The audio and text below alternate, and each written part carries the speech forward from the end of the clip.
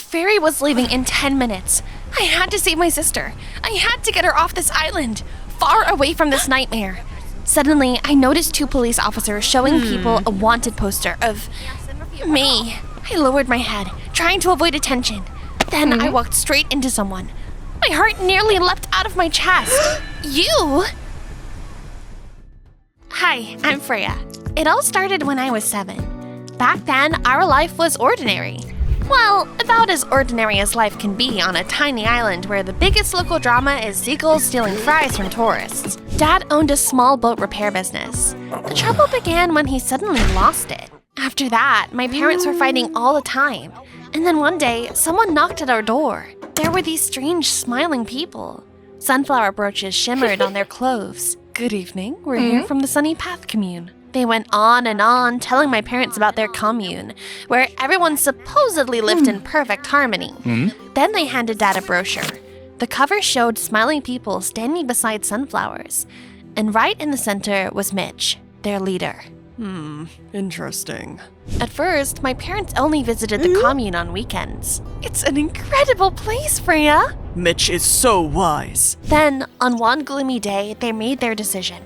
My parents sold the house, the car, and everything else we had. They gave the money to Mitch, and in return, we got a cramped little house and became members of the Sunny Path commune. Welcome to our family. Everyone here has a rank. The more useful you are to the commune, the higher your rank. All the members work on the communal farm. We sell vegetables in town.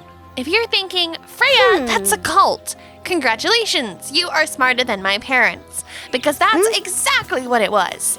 But I was just a kid, and I didn't get a say. The very next day, I started going to the local school. It didn't take long to find out that science wasn't exactly welcome in the commune. Freya, truth comes through Mitch. He's an idiot and a fraud. As punishment, they sent me to work on the farm. It basically became a tradition. If I talked back, I had to haul sacks of potatoes. If I brought real textbooks to school, they sent me to clean the chicken coop.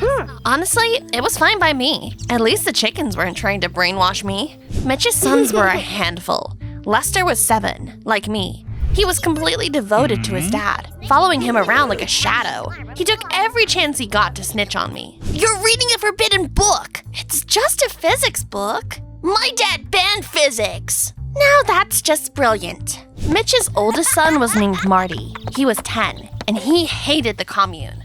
Marty was basically a total jerk. Don't you also think this place is weird? Get lost. But I was just... Are you stupid? I said get lost. Good talk. When Marty turned 18, he got into a huge fight with his father. They stood by the barn where the communal meetings were held, yelling at each other. Lester is a good son. You're a disgrace, a mistake. The only mistake here is you. Even from far away, I could hear Mitch grinding his teeth. As punishment, he locked his son in the barn. But that night, Marty escaped and set the barn on fire. From that moment on, no one ever saw Marty again. Mitch said he'd run away, but I was afraid his father had done something terrible to him. 3 years went by. Every now and then, I still caught myself thinking about Marty, but everyone else acted like he'd never even existed. Even his own brother. And not long ago, I got a baby sister. They named her Isla. I grew attached to her so quickly, and I worried about her all the time. My mother had gone through a very difficult labor, especially since the commune rejected modern medicine. Why would anyone need hospitals when there's the healing power of nature, right? But not even that was enough to make my parents leave this place. As for me, I already knew for sure I'd get out the moment I turned 18. But what about Isla? I couldn't just leave her here. And then things got even worse. Isla came down with a fever. Her temperature stayed high for days. She needs to go to a hospital. The power of nature will heal her. Do you even hear yourselves? Later, Mitch stopped by and examined Isla. Sickness is a reflection of the energy around the child. There was someone near her with negative thoughts. As he said that, he looked straight at me. Keep Isla away from Freya, and the child will recover. That very evening, my parents locked my sister's bedroom door to keep me out. That's when I realized my mom and dad were gone. The people I knew turned into delusional strangers. That night, I snuck into my sister's room. She was red with fever. Sweetheart, you're burning up. I realized it was stupid to keep hoping for a miracle. There was only one phone in the entire commune. Of course, it was in the leader's house, and he never let anyone contact the outside world without his permission. But I broke that rule and called for doctors to help Isla. Then I left Mitch's house the same way I had gotten in. An hour later, the ambulance arrived. I met them at the gate. Shh! Quiet! No one can know you're here. You don't have to explain. Everyone on the island knows your closed commune rejects modern medicine. Then why doesn't anyone do anything? Because people are afraid. The town mayor, Mrs. Murphy, is friends with your leader. She buys cheap vegetables from the commune. That's all business. That was when everything finally fell into place. Mitch did business with the mayor, which made him untouchable. I secretly led the medics into the house. They examined Isla and gave her some medicine. Give her this in case her fever comes back. When we stepped outside, they were already waiting for us. I told you! She snuck into our house and called someone! You've really disappointed us, Freya. I looked at the medics hopefully. Please, tell them Isla needed medicine. I'm sorry. Those are your rules. We don't want any trouble. They simply got into the ambulance and drove away. And then Mitch stepped toward me. You dare to defy me? You brought outsiders to us. You're the worst thing that's ever happened to this commune. To punish me for what I've done, he lowered my parents' rank. Mom turned pale. Dad clenched his fists. A murmur rippled through the crowd. Everyone was staring at me like I was the enemy. I woke up that morning to a loud buzz of voices. Everyone was talking about the same thing. After 3 long years, Marty had returned to the commune. He was taller and looked much older. I was glad he was alive and all that, but the things that Marty was saying sounded very strange. Father, I came to ask for forgiveness. I promise I'll be useful to the commune from now on. My jaw practically dropped. He'd always been a rebel. Later, I tried to talk to him in private. Are you actually serious about all this? Freya, I ran away and wandered the world for 3 years. I saw how much evil there is out there. That's why I decided to come back. You're wrong. The real evil lives here. It's your father. After that, I went home. I wanted to quietly check on Isla, but suddenly I heard my parents talking with Mitch in her room. Freya is becoming a threat to all of us, but I know how to bring her into line. Lester is my most obedient and loyal follower. If he marries Freya, he'll set her straight in no time. You're so wise, Mitch. I covered my mouth in shock. I wasn't even 18 yet. But that didn't matter. The commune lived by its own rules. And if Mitch made up his mind, they'd marry me off to Lester faster than a chicken could lay an egg. I realized I had to take Isla and run. At night, the commune was completely silent. I threw a few things into a backpack, scooped up my little sister, and we escaped from those lunatics. The cold night air stung my face. I was too scared to turn on a flashlight. I knew that the moment they noticed we were gone, they'd come after us. I kept whispering to my sister that everything would be okay, even though I hardly believed it myself. By morning, I couldn't feel my arms or legs anymore, but at least we'd finally made it to town. I went straight to the police station to ask for protection and help. When I tried to explain that I'd escaped from a cult, the cops looked at me like they didn't believe a word I was saying. Wait here. I need to check something. She walked off, and I just kept rocking Isla, doing everything I could not to look like someone who was about to pass out. I'm afraid you're in trouble. What do you mean? A kidnapping report has been filed against you. What? She's my sister. We're in danger. Are you even listening to me? The report says you're having a nervous breakdown and that you took the baby without the parents' permission. That's a lie. I mean, yes, but she got sick, and they wouldn't let the doctor see her, and they're planning to marry me off without my consent. I suddenly felt lightheaded. Then I noticed one detail. There was a sunflower brooch lying on the cop's desk, like the one everyone in the commune wore. And that's when it hit me. The police are under the mayor's control, and she does business with Mitch. They're all in it together. I have no one on my side here. They'll just send us back, and no one, absolutely no one is coming to save us. I think my sister needs a diaper change. Where's your restroom? You're not going anywhere. Would you rather change it yourself? I wouldn't mind. Ugh, not a chance. The restroom is at the end of the hall. Luckily, there was a window, barely big enough, but I managed to squeeze through it. So now I was officially a fugitive. I spent the entire day hiding in back alleys and behind dumpsters. When night fell, I took shelter in an abandoned boathouse. It was damp and bitterly cold. Isla's fever was rising again. I took out the medicine I'd hidden and gave it to her. I won't let anyone hurt you, sweetheart. We'll get through this. Soon, my sister fell asleep. but I stayed awake the whole night, piecing together a new plan. Escaping the commune wasn't enough.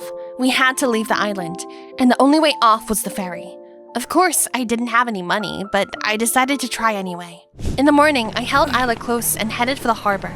Police were already patrolling the docks, showing people a wanted notice with my face on it. I lowered my head and suddenly ran straight into someone. You?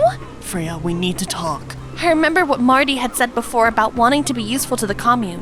What? You're planning to drag us back and prove your loyalty to Mitch? No chance! I shoved him into the crowd and bolted for the ferry. Your ticket, miss! I don't have one. Then I can't let you through. I'll pay you, I swear, just later. Please, we need to get off this island right away. He looked at Isla and my trembling hands, and even then, he slowly shook his head. I'm sorry. Rules are rules. I glanced back to make sure Marty wasn't coming after us. He wasn't. But the police were heading straight towards us. Dang it! I pulled my sister close and disappeared into the crowd.